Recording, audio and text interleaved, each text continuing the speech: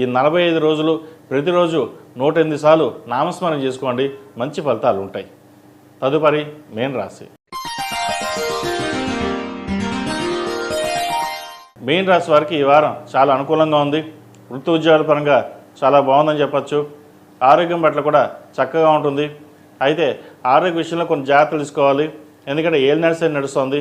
శని వీళ్ళకి ఈ వారం 5 బిందువులతోటి చక్కగా ఉన్నారు. పెద్దగా పోయే దాంట్లో చిన్నగా అవుతుంది వీళ్ళకి. అది కాబట్టి ఆరోగ్యం పట్ల పెద్దగా భయపడాల్సిన అవసరం లేదు. వృత్తి ఉద్యోగాల పరంగా కూడా సానుకూలంగా ఉంటుంది. రావాల్సిన ధనం చేతికి అందుతుంది. మంచి ఉద్యోగంలో పేరు ప్రఖ్యాతలు లభిస్తాయి. ప్రమోషన్స్ కావచ్చు, గవర్నమెంట్ ఉద్యోగం కోసం ప్రయత్నిస్తున్న వారికి ఉద్యోగ ప్రయత్నాలు కావచ్చు, ఇటువంటి విషయ వ్యవహారాలు ఈ వారం చక్కగా ఉన్నాయని చెప్పచ్చు.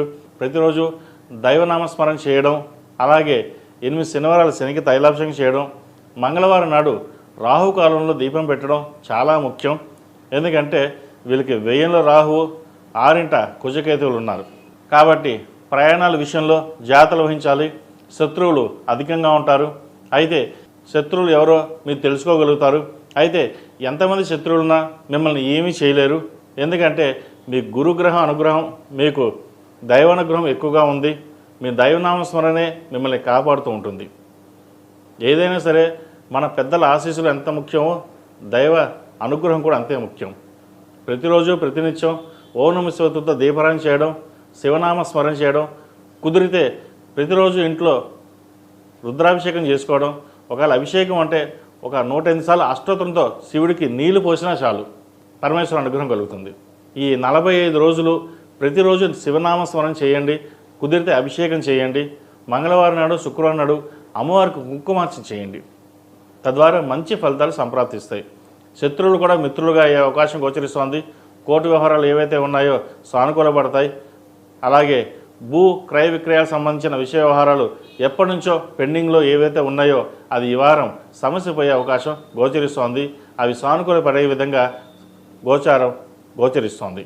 అదేవిధంగా సంతానం యొక్క అభివృద్ధి బాగుంటుంది. అయితే సంతానం ఆరోగ్యం పట్ల కొన్ని జాగ్రత్తలు తీసుకోవాలి.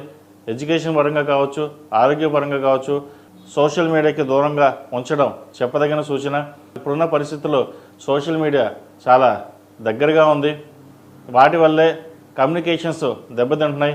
ఇంట్లో తల్లిదండ్రులు పిల్లలు కూర్చుని మాట్లాడుకునే దిశగా ఏదీ లేకుండా పోయింది. కాబట్టి ఇటువంటి విషయ వ్యవహారాల్లో మీరే దగ్గరుండి చూసుకోవడం చెప్పదగినది. పిల్లలు ఏం చేస్తున్నారు, చదువుతున్నారా, లేదా సోషల్ మీడియాకి దగ్గరగా అవుతున్నారా, లేదా ఫ్రెండ్స్కి దూరంగా దగ్గర అవుతున్నారా, ఇటువంటి విషయ వ్యవహారాలు మీరే దగ్గరుండి చూసుకోవడం చెప్పదగినది. అదేవిధంగా విద్యార్థులకు మంచి అవకాశాలు కలిసి వస్తాయి. వచ్చిన అవకాశాలని జాగ్రత్తపరచుకోవాలి. దుర్వ్యసనాలకు దూరంగా ఉండడం, స్నేహితులకి దూరంగా ఉండడం చెప్పదగినది. ఎవరు మంచో ఎవరు చెడో గ్రహించి వాళ్ళని పక్కన పెట్టినట్లయితే మీరు భవిష్యత్తు బాగుంటుంది. అదేవిధంగా ప్రభుత్వ ఉద్యోగం కోసం ప్రయత్నిస్తున్న వారికి మంచి అవకాశాలు కలిసి వస్తాయి. వచ్చిన అవకాశాలు జాగ్రత్త పరచుకోండి. కుటుంబ పరంగా కూడా చక్కగా ఉంది. జీవిత భాగస్వామి సలహాలు సూచనలు తప్పకుండా పాటించండి. మంచి ఫలితాలు సంప్రాప్తిస్తాయి. ఏదైనా సరే ఏక నిర్ణయం పనికిరాదు. ఒక నిర్ణయం తీసుకునేటప్పుడు నలుగురు సలహాలు సూచనలు తీసుకుని వాటిని అవలంబించి అప్పుడు ఒక నిర్ణయానికి రండి. తద్వారా మంచి ఫలితాలు ఉంటాయి. విదేశాల్లో ఉద్యోగం కోసం ప్రయత్నిస్తున్న వారికి ఉద్యోగ ప్రాప్తి, అలాగే హెచ్ఆర్, గ్రీన్ కార్డ్, వీసా కోసం ప్రయత్నిస్తున్న వారికి వీసా వచ్చే అవకాశాలు గోచరిస్తోంది. విదేశీయానం చేయగలుగుతారు. ఈ రాశిలో జన్మించిన స్త్రీలకు వృత్తి ఉద్యోగాల పరంగా, వ్యాపార పరంగా సానుకూల పరిస్థితులు గోచరిస్తున్నాయి. అయితే సంతానం పట్ల, ఆరోగ్యం పట్ల కొంచెం జాగ్రత్తలు తీసుకోవాలి. వారి బాగోగుల నుంచి మీరే దగ్గరుండి చూసుకోవడం చెప్పదగినది. ఇటు ఉద్యోగంలోనూ వ్యాపారంలోనూ చిన్న చిన్న మార్పులు చోటు తీసుకున్నప్పటికీ అవి మంచి ఫలితాలే దిశగా నడుస్తాయి. అయితే వ్యాపారాన్ని విస్తరింపజేయాలనే ఆలోచన ఏదైతే ఉందో అది కొంతకాలం ఆగి ఉండడం చెప్పదగినది. ఉన్న వ్యాపారాన్ని సక్రమంగా చేయడం, దాంట్లో లాభ నష్టాలని ప్రతిదీ మీరు పరిశీలించుకుని ముందుకు వెళ్ళడం చెప్పదగినది. అదేవిధంగా వివాహం కాని వారికి వివాహ ప్రయత్నాలు చేసుకోవచ్చు. మంచి సంబంధం కుదురుతుంది. సంతానం కోసం ప్రయత్నిస్తున్న వారికి సంతానం కొంచెం ఆలస్యమైన మంచి సంతానం కలుగుతుంది. శుభవార్త వినే సూచన కనిపిస్తోంది. ఈ రాశి వారికి ఏలినాటి శని నడుస్తున్న కారణం చేత శని ఈ వారం చక్కగా ఉన్నా కూడా 8 శనివారాలు శనికి తైలాభిషేకం చేయడం, అఘోర పాశుపత హోమం చేయించడం చెప్పదగిన సూచన.